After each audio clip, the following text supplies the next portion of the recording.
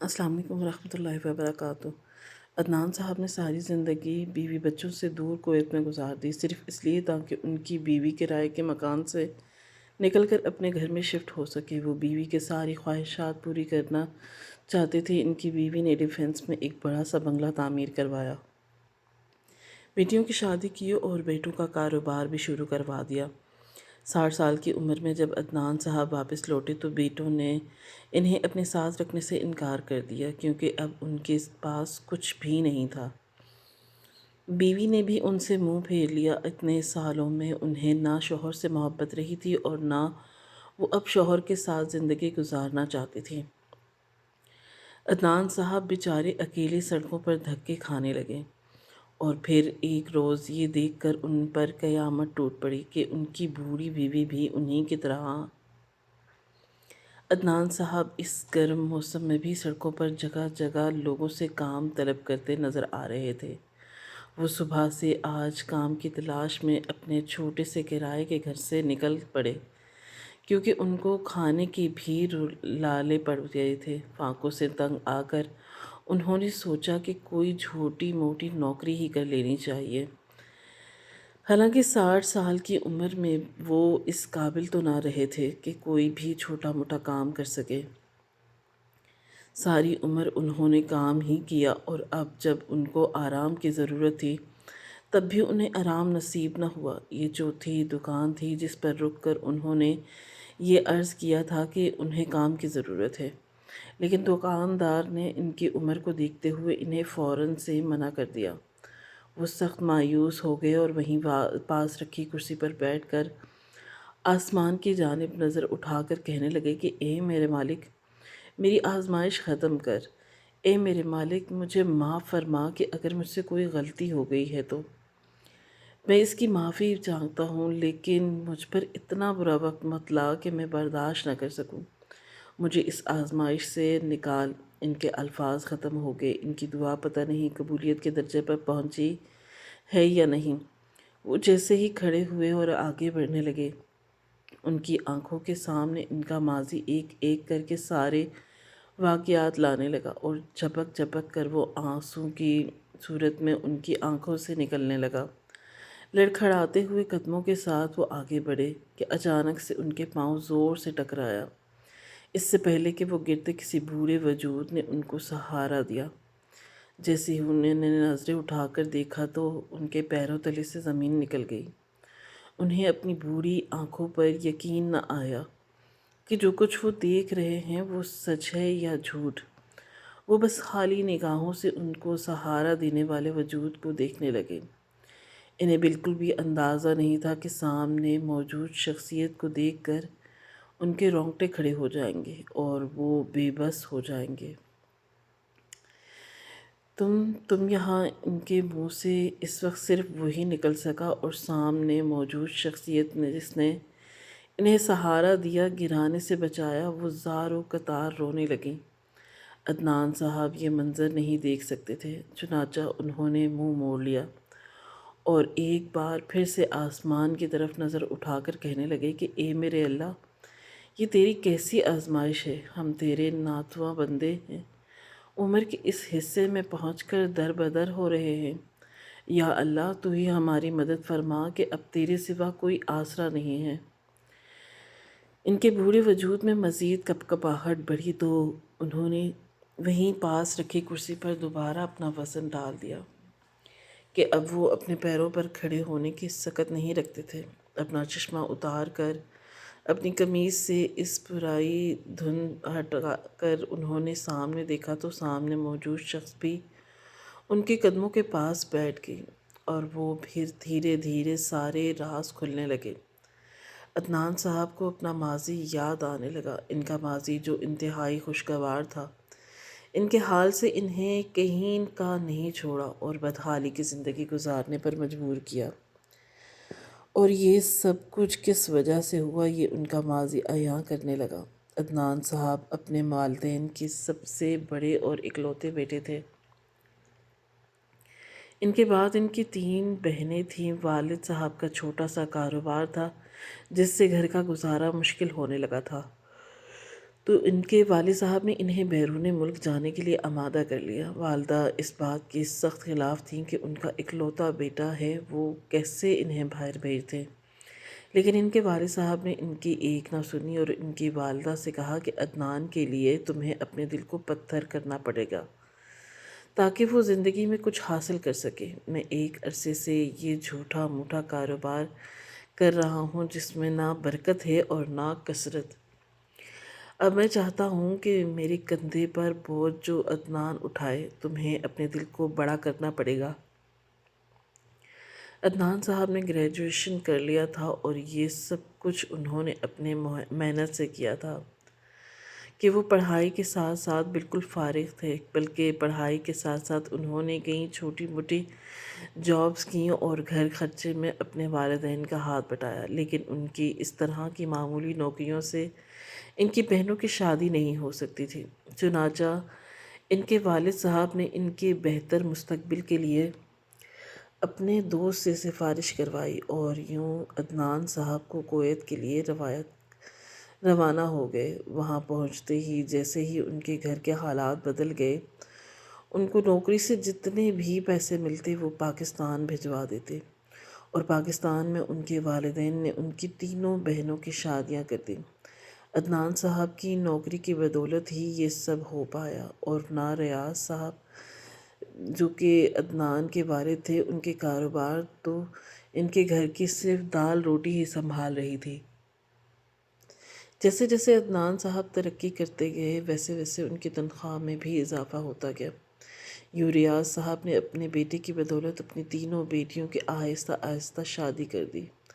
نہ صرف شادی کی بلکہ دھوم دھام سے کی۔ دنیا حیران رہ گئی۔ اب سب کو معلوم ہو گیا کہ ان کا بیٹا کویت میں رہ کر اچھا خاصا پیسہ کما رہا ہے اور گھر کے حالات بدل رہے ہیں۔ عدنان صاحب کے پیسوں سے ان کے گھر والوں نے بہنوں کی شادیاں کرنے کے علاوہ اور کوئی فضول خرچی نہ کی، بلکہ ان کے والد صاحب رقم عدنان صاحب کی شادی کے لیے جمع کرتے رہے کہ انہیں یقین تھا کہ عدنان جب واپس آئے گا تو وہ ضرور اس کی شادی کریں گے، لیکن ایسا نہ ہو سکا۔ یہ جمع پونجی انہوں نے اس لیے کی تاکہ وہ کرائے کے گھر سے اپنے گھر میں شفٹ ہو جائیں۔ اس کے بعد وہ عدنان کی شادی کر دیں گے، لیکن ان کی شادی سے پہلے ہی ان کے والد صاحب اس دنیا سے رخصت ہو گئے۔ اب ان کی شادی کی ساری ذمہ داری ان کی والدہ پر آن پڑی تھی۔ چنانچہ پہلی چھٹی پر جب عدنان صاحب پورے 4 سال بعد پاکستان واپس آئے تو ان کی والدہ نے ان کی شادی اپنی بھتیجی سے کر دی، اور وہ بہت خوش تھے کہ ان کی والد صاحب ان کے لیے یہ سب کچھ سوچ کر گئے تھے، اور انہی کی دولت سے ان کے لیے پیسے جمع کر کے تاکہ وہ کرائے کے گھر سے نکل کر اپنے گھر میں رہنے لگیں۔ لیکن پھر ان کا انتقال ہو گیا۔ عدنان صاحب کی والدہ چونکہ ضعیف ہو گئی تھی، اس لیے گھر خرچے کے لیے انہیں پیسوں کی اکثر ضرورت پڑتی۔ یوں اپنا گھر بنانے کا خواب ہی رہ گیا، اور ایک بار پھر عدنان صاحب کو اپنے گھر کے اخراجات پورے کرنے کے لیے کویت جانا پڑا، اور وہ اپنی بیوی کو چھوڑ کر انہیں نہیں جانا چاہتے تھے، لیکن ان کے والد صاحب پر کافی زیادہ قرضہ موجود تھا جو اس جمع پونجی سے پورا ہوا جو ریاض صاحب نے ایک جگہ جمع کر رکھی تھی تاکہ وہ اپنا گھر لے سکیں، لیکن وہ دولت بھی ان کے قرضوں کی نظر ہو گئی۔ عدنان صاحب کو ایک بار پھر کویت جانا پڑا کہ وہ اپنا گھر بنا سکیں۔ ان کی یہی خواہش تھی کہ وہ اپنی بیوی بچوں کے ساتھ اپنے گھر پر رہیں۔ ان کی والدہ نے گھر کے سارے اختیارات ان کی بیوی کو سونپ دیے۔ اب عدنان جو بھی خرچہ بھیجتے وہ ان کی بیوی سفینہ صحیح طریقے سے خرچ کرتی۔ سفینہ بیگم خود بھی پڑھی لکھی تھی، انہیں اندازہ تھا کہ عدنان بہت محنت کرتے ہیں، چنانچہ انہوں نے ان کے پیسے زیادہ سے زیادہ پس انداز کرنا شروع کر دیے تاکہ جب وہ واپس آئیں تو وہ اپنا گھر لے سکیں اور پھر عدنان کو کویت واپس جانے کی ضرورت ہی نہ پڑے۔ ان کی سوچ اعلیٰ تھی، اس وجہ سے ان کی بیوی نے ان کی بھیجی گئی رقم سے ایک شاندار بنگلہ تعمیر کروایا۔ اسی دوران وہ امید سے ہو گئیں اور ان کے گھر بیٹے نے جنم لیا۔ عدنان صاحب بہت خوش تھے، لیکن یہاں انہیں چھٹی نہ ملی کہ وہ پاکستان جا کر اپنی بیوی اور بچوں سے مل سکے۔ ان کا یہ ارمان ان کے دل میں ہی رہ گیا، اور یوں ان کی بیوی نے مکمل طور پر اپنی نگرانی میں ایک بنگلہ تعمیر کروایا اور اپنے نامولود بچے کے ہمراہ وہاں رہنے لگیں۔ انہوں نے اپنی ساس کو بھی اپنے ساتھ رکھا کہ وہ کافی حد تک بوڑھی اور ضعیف ہو گئی تھی۔ ان کے ساس کے ساتھ ان کے تعلقات بہتر تھے، چنانچہ انہیں کوئی مسئلہ نہ ہوا۔ اب وہ شان سے اپنے بنگلے میں رہتی۔ کافی سال گزرتے رہے، عدنان صاحب کویت سے رقم کما کر بھیجتے اور ان کی بیوی ان سے اپنے بیٹوں اور بیٹیوں دونوں کو پڑھا لکھا کر اس قابل کر چکی تھی کہ وہ اپنا پیسہ خود کما سکیں اور اپنے پیروں پر کھڑے ہو جائیں۔ اب انہوں نے عدنان صاحب کے مشورے سے اپنی بیٹیوں کی اچھی جگہ شادی کر دی اور بیٹوں کو اس قابل کر دیا کہ وہ اچھی خاصی نوکری پر لگ جائیں۔ اپنی اولاد کو یوں خوش دیکھ کر وہ جیا کرتی، حالانکہ انہوں نے اپنی ساری زندگی شوہر سے دور گزاری تھی۔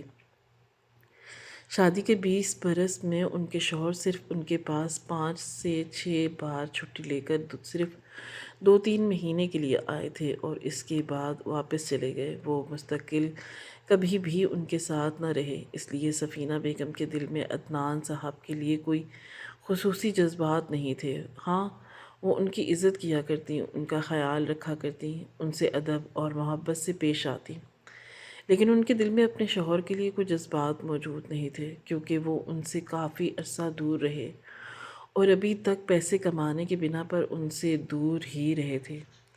انہیں یہ زندگی اچھی نہ لگتی، لیکن پھر سہولیات کو دیکھتے ہوئے انہوں نے بھی اپنی اس زندگی سے سمجھوتا کر لیا اور خود کو یہ باور کروا لیا کہ ان کے پاس اب سب زندگی سے سمجھوتا کرنے کے علاوہ اور کوئی چارہ نہیں، کہ اگر وہ ایسا نہ کرتی تو سہولیات سے ہاتھ دھونا پڑتا، اور اگر ایسا کرتی تو پھر انہیں عدنان صاحب سے دوری اختیار کرنی پڑتی۔ ویسے بھی وہ ان سے دور ہی، چنانچہ انہوں نے ان سے دور ہی چنی اور اپنی زندگی کو بہتر بنانے کی طرف توجہ دی۔ اور دوسری طرف عدنان صاحب اب کافی بوڑھے ہو چکے تھے۔ وہ چاہتے تھے کہ ان کے بچے انہیں واپس بلوا لیں اور پھر انہیں خود کما کر کھلائیں۔ ساری زندگی انہوں نے کما کر انہیں کھلایا تھا۔ اس بات کا ذکر جب انہوں نے اپنی بیوی سے کیا تو ان کی بیوی حیران رہ گئی، کہنے لگی کہ آپ کیسی باتیں کرتے ہیں؟ آپ کی نوکری سے یہ ساری آسائشیں چل رہی ہیں، اگر آپ نے یہ نوکری چھوڑ دی تو مجھے تو کوئی فرق نہیں پڑے گا، لیکن آپ کے بچوں کو فرق پڑنا گا۔ اور وہ ایک دم سے جیسے گھبرا گئے۔ ساری زندگی انہیں سہولتوں کی عادت رہی، اب جب ایک دم سے ان سے یہ سہولتیں چھین لی جائیں گی تو وہ آپ کے بارے میں کیا سوچیں گے؟ اپنی بیوی کی یہ بات سن کر انہوں نے واقعی میں سوچا کہ وہ کہہ تو بالکل ٹھیک رہی ہیں، اگر وہ ایسا کرتے ہیں تو ان کے بچے ایک دم سے یہ تبدیلی ہضم نہیں کر پائیں گے۔ چنانچہ انہوں نے اپنی زندگی کے مزید 5 سال اسی کشمکش میں گزار دیے کہ انہیں واپس جانا چاہیے یا نہیں۔ اب ان کی عمر 60 برس کے قریب ہو چکی تھی۔ انہوں نے فیصلہ کر لیا، کسی کو بھی نہ بتایا، حالانکہ ان کی بیوی نے ان کی کمائی سے اچھا خاصا پیسہ بنا لیا تھا، جمع بھی کیا تھا، خود بچت کر کے رکھا ہوا تھا تاکہ آئندہ ان کے پاس ان کے برے وقت میں کام آئے۔ ادھر عدنان صاحب نے کسی کو بھی اپنے فیصلے کی بھنک نہ ہونے دی، کیونکہ انہیں اطلاع مل چکی تھی کہ ان کے بچے اب اچھے خاصے پیسہ کماتے ہیں۔ ان کے 2 ہی بیٹے تھے اور 3 بیٹیاں تھیں۔ بیٹیوں کی شادی ہو چکی تھی اور بیٹے شادی شدہ ہو کر اب اچھی خاصی زندگی گزار رہے تھے۔ انہوں نے پڑھ لکھ کر بہترین نوکریاں حاصل کی تھیں، اور جیسے ہی کویت سے پاکستان پہنچے تو پہلے تو ان کے گھر والے خوب حیران ہوئے۔ اس کے بعد انہوں نے خوش دلی سے اپنے باپ کو اپنے گھر میں خوش آمدید کہا اور چند دن خوشی کے نظر ہو گئے۔ انہوں نے اپنے والد صاحب کو یہ خوب آؤ بھگت کی، کیونکہ انہیں یہ معلوم نہیں تھا کہ وہ نوکری چھوڑ کر آ چکے ہیں۔ 2-3 ہفتے گزرنے کے بعد بھی جب عدنان صاحب نے واپسی کی راہ نہ لی تو سب سے پہلے ان کی بیوی کی طرف سے ان سے پوچھا گیا کہ کیا بات ہے عدنان، کیا آپ واپس نہیں جائیں گے؟ اس بار آپ کو اتنی کافی لمبی چھٹیاں کیسے مل گئیں؟ اپنی بیوی کی یہ بات سن کر انہیں برا تو بہت لگا، لیکن انہوں نے اپنی یہ ناگواری چھپا لی اور ان کی طرف دیکھ کر کہنے لگے کہ یہ چھٹیاں لمبی اس لیے ہو گئی ہیں کیونکہ میں نے لے لی ہیں۔ اب میں دوبارہ کبھی کویت واپس نہیں جاؤں گا، کیونکہ میں نے نوکری چھوڑ دی ہے۔ ویسے بھی 60 سال کی عمر میں ریٹائرمنٹ کی عمر ہے، اور بہرحال نوکری ہر حال میں ختم ہونی ہی تھی۔ ہر عروج کو زوال ہے، چنانچہ میری نوکری کو بھی زوال آ گیا ہے۔ لیکن اب مجھے فکر کی کیا ضرورت ہے؟ جب میرے بیٹے اتنا اچھا خاصا پیسہ کماتے ہیں تو پھر کیا ضرورت ہے کہ باہر رلنے اور اپنے لوگوں سے دور رہنے کی؟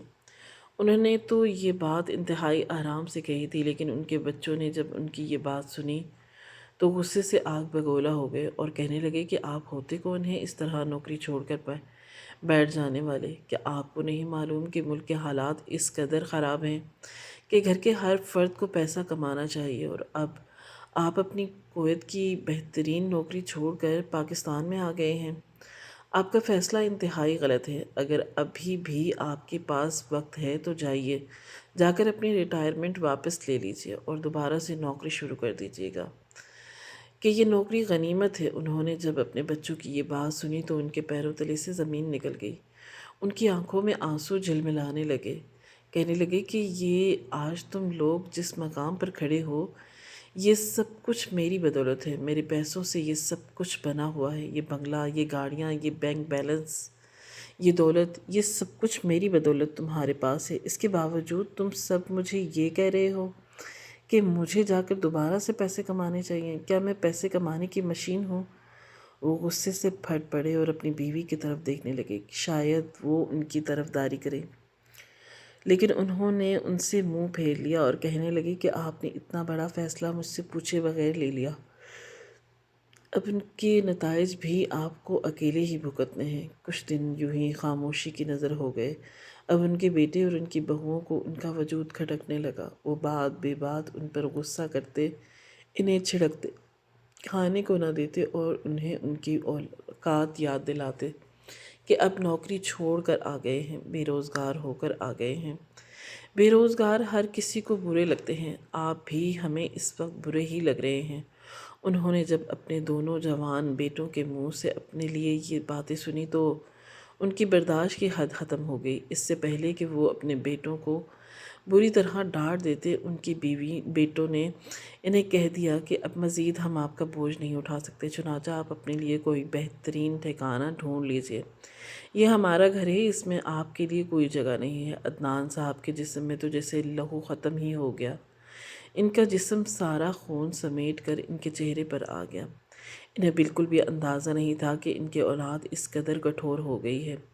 ان کا خون سفید ہو گیا ہے کہ جب وہ اپنے بوڑھے باپ کو، جو اپنی زندگی کے 35 برس کویت میں کما کر گزار کر آ چکے ہیں، انہیں کے گھر سے واپس جانے کا کہہ دیا ہے، اور گھر جو انہی کے خون پسینے کی کمائی سے بنا تھا اب انہیں اسی گھر میں پرایا کر دیا گیا، یہاں سے جانے کا کہہ دیا گیا۔ انہوں نے اپنی بیوی کی طرف دیکھا کہ شاید وہ ان کی کچھ مدد کر سکے، لیکن وہ یہ دیکھ کر دنگ رہ گئے کہ ان کی بیوی نے ان سے منہ پھیر لیا، صاف طور پر کہہ دیا کہ میں نے اپنی ساری عمر اپنے بچوں کے ساتھ گزاری ہے، آپ میرے ساتھ میری جوانی کے دنوں میں نہیں تھے، تو اب میں اپنے بچوں کے ساتھ ہی رہوں گی۔ میں انہیں ان کے کسی فیصلے سے نہیں روکوں گی، انہیں جو ٹھیک لگتا ہے وہ کرے۔ عدنان صاحب کو ایسا لگا کہ جیسے ساتوں آسمان اور زمین ان کے سر پر آ گرے ہوں۔ ان کی بیوی ان سے اس طرح منہ کیسے موڑ سکتی تھی؟ ان کے بچے اس قدر سنگ دل کیسے ہو سکتے تھے؟ جنہوں نے اپنے بوڑھے باپ کو جب دیکھا کہ وہ کسی کمائی کے قابل نہیں رہے، اب ان کے پاس کوئی پیسہ موجود نہیں ہے، تو انہوں نے صاف ہری جھنڈی دکھا دی اور واضح طور پر کہہ دیا کہ وہ اس گھر سے چلے جائیں، یہاں ان کی کوئی جگہ نہیں ہے۔ وہ بے حد دل برداشتہ ہو گئے، اب وہ مزید اپنی بے عزتی برداشت نہیں کر سکتے تھے۔ انہوں نے تو آج تک انہیں اپنی بیوی سے 1 روپے کا بھی حساب نہ لیا، نہ انہوں نے یہ پوچھا کہ جو بنگلہ تعمیر کروایا ہے وہ کس کے نام کا ہے۔ وہ چپ چاپ اس گھر سے چلے گئے اور ایک آخری نظر اس گھر پر ڈالی، لیکن اس گھر کے مکینوں کا دل بھی نہ پگھل سکا۔ 60 سال کی بوڑھا باپ اب سڑکوں پر مارا مارا پھرنے لگا۔ ان کی زندگی ایک دم سے بدل کر رہ گئی۔ انہوں نے کبھی خواب میں بھی نہ سوچا تھا کہ انہیں اسی طرح کٹھن حالات سے گزر پڑے گا۔ وہاں کویت میں انہوں نے اپنی زندگی سادہ ہی رکھی، کوئی فضول خرچی نہ کی تاکہ پاکستان میں اپنے پیاروں کو پیسے بھیجوا سکیں اور ان کی خواہشات پوری ہو سکیں، اور ایسا ہی ہوا۔ ان کے بیٹے اپنے پاؤں پر کھڑے ہو گئے، یہ سب کچھ ان کی کمائی سے ہی ممکن تھا، ان کی کمائی سے ہی وہ پڑھے لکھے اور ان کی نوکریوں پر لگے، ان کی محنت سے ہی آج وہ ایک بنگلے میں رہ رہے تھے۔ یہ سب کچھ ان کے بوڑھے باپ کا ہی تو تھا، جس دولت کما کما کر اپنی عمر گزار دی، اور آج جب وہ آرام کی غرض سے پاکستان آئے تو ان کے بیٹوں نے ان کے لیے پاس کوئی جگہ نہ تھی۔ انہوں نے صاف اور واضح طور پر اپنے باپ سے کہہ دیا کہ وہ اس گھر سے نکل جائیں، کہ یہاں ان کی کوئی جگہ نہیں ہے۔ عدنان صاحب 60 سال کے بوڑھے ہو کر بھی اپنی آنکھوں میں آنسو بھرے اس گھر سے نکل آئے۔ انہوں نے سب سے پہلے اپنے پاس موجود پیسوں سے ایک کرائے کا گھر لیا اور وہاں رہنے لگے۔ اب ان کے پاس مستقل کوئی نوکری نہ تھی، پیسے ختم ہونے لگے تو انہیں شدید فکر ہوئی۔ ان کے بچوں نے پلٹ کر ان سے نہ پوچھا کہ وہ اس وقت کہاں ہیں، کس حال میں ہیں، کیسے زندگی گزار رہے ہیں۔ کافی دن تک تو وہ سوکھی روٹی پانی سے کھاتے رہے۔ انہیں اپنا کویت میں گزارا ہوا وقت یاد آنے لگا جب ان کے پاس اچھی خاصی دولت تھی، لیکن تب بھی انہوں نے سادگی کو اختیار کیا کہ ان کے بچوں کو کوئی کمی نہ ہو، اور اب جب ان کے بچوں کے پاس ہر چیز موجود تھی تب بھی وہ اس قدر بری حالت میں موجود زندگی گزار رہے تھے۔ انہیں اپنے اوپر افسوس ہونے لگا کہ کاش وہ سارا وقت اپنی بیوی کو دیتے تو وہ آج ان کے ساتھ دیتی، کہ انہیں اس طرح اکیلے زندگی نہ گزارنی پڑتی۔ انہیں اپنی بیوی کا احساس ہونے لگا کہ انہوں نے بھی تو اپنے شوہر کے بغیر زندگی گزاری، لیکن ان کی زندگی اور ان کی زوجہ کی زندگی میں فرق سہولتوں کا تھا۔ انہوں نے اپنی زوجہ کو سہولتیں پہنچانے کے لیے پردیس کی قید کاٹی، لیکن اب جب انہیں سب سے زیادہ ان کی ضرورت تھی تو ان کی زوجہ نے انہیں اپنی زندگی سے نکال باہر پھینکا، کہ اب ان کے پاس دولت موجود نہیں تھی۔ کافی دن گزر گئے اور جب حالات میں کوئی فرق نہ آیا، ان کی امیدیں ٹوٹ گئی کہ اب ان کے بچے انہیں بلانے نہیں آئیں گے، تو انہوں نے اپنے لیے ایک بار پھر سے اس عمر میں کوشش کی کہ ان کے گھر کے اخراجات کو چلانے کے لیے کرائے کا گھر تھا تو گیس، بجلی، ان تمام چیزوں کا بل وغیرہ دینا اب ان کے بس کی بات نہیں تھی۔ ان کی جمع پونجی ختم ہونے لگی، چنانچہ انہوں نے گھر سے باہر نکل کر کام کی تلاش میں اپنا وقت گزار دیا۔ 3-4 دن ایسے ہی چلتا رہا۔ چوتھے دن بھی